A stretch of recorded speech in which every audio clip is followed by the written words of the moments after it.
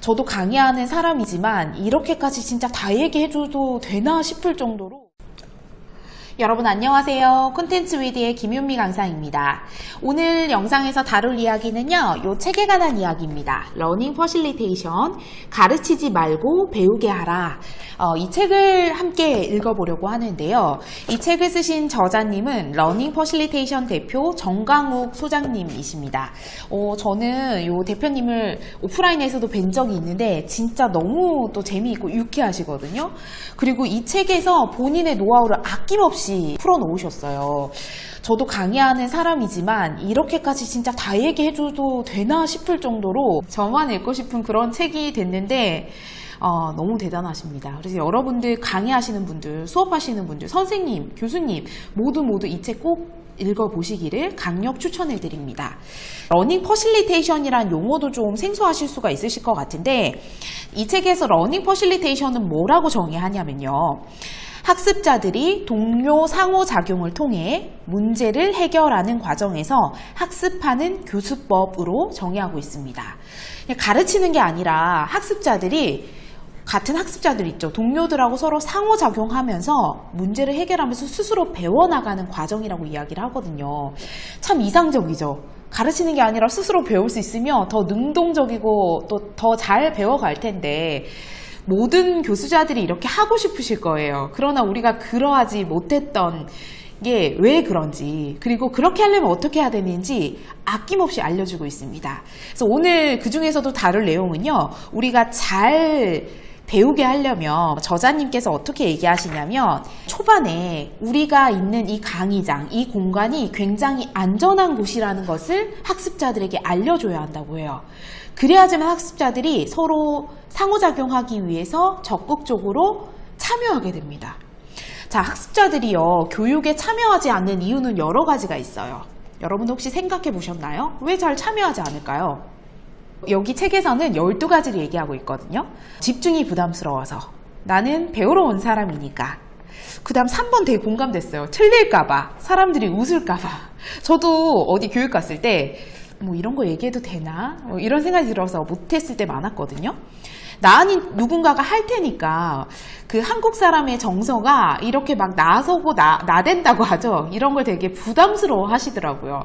그래서 나댄다 그러면 어떡하지? 그래서 누가 하겠지 뭐 이러면서 안 하시는 거예요. 또 여러 가지가 있는데 또 시킬까봐, 한 번 얘기하면 또 시킬까봐, 다 조용한데 나만 튈 수 없어서 못한다. 또 뭐 원래 내성적인 사람도 있으실 거고요. 자, 학습자들이 이렇게 본능적인 불안감이 있는데 이것을 발언의 공포라고 부릅니다. 말을 하려니까 여러 가지 두려운 상황에 직면하게 되는 거죠. 자, 이 상태에서는요, 동료 간의 상호작용이 원활하게 일어나기가 어려워요. 그러면 어떻게 해줘야 되는가? 학습자들이 발언의 공포에서 해방돼서, 여기서는 내가 편안하고 자유롭게 내 생각을 얘기해도 되겠구나, 심리적 안정감을 주셔야 돼요. 안정감이 느껴야 우리는 그때부터 내 얘기하고 내 의견도 나누고 할 수 있게 된다는 거예요. 그래서 강의하시는 분은요, 초반에 심리적 안정감을 주고 안전한 공간임을 인지할 수 있도록, 편안하게 느낄 수 있도록 하는 부분에 굉장히 신경을 많이 써주셔야 됩니다. 자, 그럼 어쩌라고, 어떻게 하라고, 어떻게 하면 안전하게 학습자들이 느끼는데, 안전한 공간을 만드는 5가지 넛지 기법을 저자님이 알려주고 계십니다. 최악의 강사는요, 학습자들한테 어려운 질문을 던지고 학습자의 답변에 대해서 무안을 주는 강사예요. 이렇게 한번 해버리면 어떻게 되죠? 그때 발언했는 학습자는 물론이고 다른 학습자들도 이제는 절대 참여하거나 대답하지 않을 거예요. 그러면 동료 간의 활발한 상호작용이 일어나지 않겠죠? 이렇게 되면 강의가 실패로 돌아갈 가능성, 배움이 일어나지 않을 가능성이 굉장히 높아집니다. 우리 5가지 같이 배워보고 적용해 보겠습니다. 첫 번째, 이렇게 해볼게요. 칭찬과 인정의 피드백을 해주겠습니다. 학습자들한테요, 계속해서 칭찬해주고 인정해주세요. 좋은 의견 정말 감사합니다. 굉장히 훌륭한 답변이에요. 정말 그런 것 같습니다. 핵심을 잘 짚어주셨습니다. 등등. 강의장 안에서 칭찬과 인정은 조금 과해도 괜찮습니다. 약간 과하다고 느껴질 수도 있겠지만 그만큼 많이 해주시는 게 중요하다는 거예요. 박수 받을 만한 답변이 아니더라도 박수도 유도하시고 잘했다 잘했다 계속 해줘야 우리가 조금 더 잘하려고 노력하잖아요. 칭찬과 인정이 넘치는 강의장을 만들어 주실 것. 자, 두 번째는요. 우선 짝꿍하고 둘이서 대화하도록 유도해 주시는 거예요. 처음부터 많은 사람들 앞에서 내 의견을 얘기하는데 우리는 굉장한 부담감을 느껴요. 그건 쉽지 않아요. 그렇지만 짝꿍하고 내 옆에 있는 사람하고 대화하는 거는 조금 편안하게 느끼거든요. 그리고 주제에 따라 좀 다르긴 하지만 대부분의 주제는 짝꿍이나 옆 사람하고 대화를 해보면 좀 비슷한 생각을 가진 경우가 많이 있습니다. 우리가 서로 좀 비슷하다는 걸 알게 되면 공감대도 잘 형성이 되겠죠. 그러면 학습의 분위기가 더욱 좋아집니다. 그래서 일단은 옆자리 학습자하고 대화할 시간을 계속 주시는 거죠. 그런 다음에 조별로도 또 얘기를 해보게 하고 더 나아가서는 뭐 앞에 나와서 발표도 할 수 있게 이렇게 점차적으로 유도하시는 게 좋습니다. 자, 세 번째 볼게요. 세 번째. 먼저 쓰고 다음에 말하게 하는 겁니다. 우리가 자꾸 질문하잖아요. 학습자들한테 어떻게 생각하세요? A, B 중에 뭐가 더 좋을까요? 다른 방법은 없을까요? 왜 그랬을까요? 이렇게 질문하시는데 바로 물어보면 대답하기 어려움을 느끼시는 경우가 많거든요. 그래서 이거는 저도 굉장히 많이 쓰는 방법인데 사람마다 좀 달라요. 말하는 게. 어떤 사람은 말하면서 생각을 좀 정리하시는 분도 있고 또 생각이 정리가 끝나야지만 또 말을 하실 수 있는 분도 있거든요. 그래서 여러분들이 이 시간을 좀 주세요. 생각을 정리할 시간. 그래서 교재에다가 질문하신 내용을 한번 써보게 하시는 거예요. 우리 이 문제를 해결할 수 있는 방법이 있을까요? 한번 작성해 볼까요? 1분 시간 드리겠습니다. 하시고 잠깐 시간을 주세요. 생각할 시간 주세요. 그런 다음에 쓴 게 좀 보이잖아요. 둘러보니까 대충 다 쓴 것 같아요.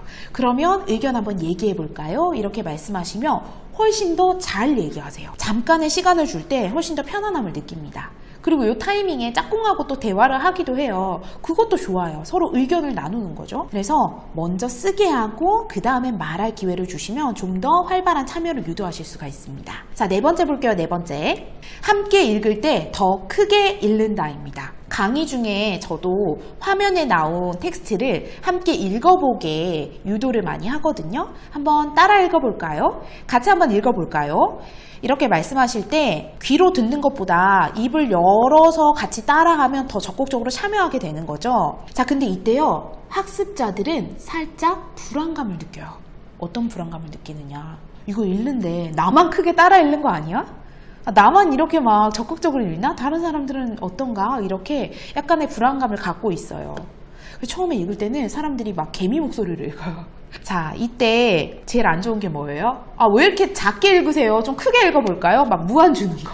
무한 주시면 안 됩니다. 이렇게 할 게 아니라 강사가 더 크게 읽는 거예요. 더 크게 막 따라 읽는 거예요. 강사 목소리가 커요. 그러면 학습자들이 편안하게 느끼고 자신 있게 크게 따라 읽습니다. 그래서 강사가 먼저 보여주세요. 모델이 되어서 크게 따라 읽으면서 같이 하자. 안전하니까 같이 나처럼 크게 읽어보세요. 자신 있게 이것을 유도하시는 게 좋습니다. 그래서 사람들은 이제 알게 되죠. 여기서는 큰 목소리로 따라 읽어도 이상한 게 아니라 안전한 공간이구나 라고 인지하게 됩니다. 마지막 다섯 번째, 안전한 공간을 만드는 넛지기법 다섯 번째, 익명 어플을 사용하는 겁니다. Q&A 시간에 질문을 하는 사람이 사실 잘 없죠. 궁금한 거 있으세요? 물어보면 질문에 답변 잘 하나요? 잘 안 하시죠. 왜 그러냐면 우리 질문하면 아무래도 이제 강의 시간 끝날 시간 좀 딜레이 되니까 거기에 대한 부담을 좀 느끼시기도 하고 이런 거 물어봐도 되나? 이런 거 물어보면은 강사님이나 동료들이 어떻게 생각할까? 이걸 의외로 두려워하시기도 하고 이게 뭐 적절한 질문인가? 우리가 질문 하나 하는데도 이렇게 많은 불안감을 느낍니다. 자, 그래서 질문이나 건의사항 이런 거를 받으실 때는요. 의견을 수렴하는 프로그램 어플 중에 익명 어플이 있거든요. 이름이 슬라이도라는 웹사이트예요. 슬라이도라는 웹사이트입니다. 그래서 이 웹사이트를 통해서 질문이나 의견을 익명으로 하시게 하시는 거예요. 그렇게 해주면 사람들이 그냥 내가 드러나지 않잖아요. 그러니까 자유롭게 자신의 생각을 더 표출하는데 도움이 됩니다. 그리고 이 사이트는 사용하는 방법이 굉장히 간단하니까요. 금방 아실 수가 있거든요. 그래서 슬라이드 한번 접속해 보시고 수업, 강의에서 활용을 해보시면 도움이 되겠습니다. 자, 넛지 효과라고 얘기했죠. 넛지, 수업을 안전한 공간으로 만드는 넛지를 가하는 5가지 방법. 여기에서 넛지는요, 원래 막 직접적으로 하라고 하는 게 아니라 옆구리를 살짝 찌른다는 의미예요. 살짝 찔러서 이렇게 하게 만드는 거죠. 유도하시는 거죠. 그래서 누군가 강요에 의해서가 아니라 자연스럽게 상황과 분위기를 이렇게 하게 이끌어주는 것을 이야기합니다. 그래서 여러분들이 앞에서 설명드린 이 5가지 방법도 강제적으로 하려고 하는 게 아니에요. 적절한 분위기를 만들어줌으로써 그냥 자연스럽게 나도 모르게 하게 만드는 게 포인트죠. 자, 그래서 학습자들이 안전한 공간임을 인지하고 참여할 수 있도록 유도를 해주시면 좋겠습니다. 자, 오늘 영상도 봐주셔서 고맙습니다. 행복한 하루 되세요.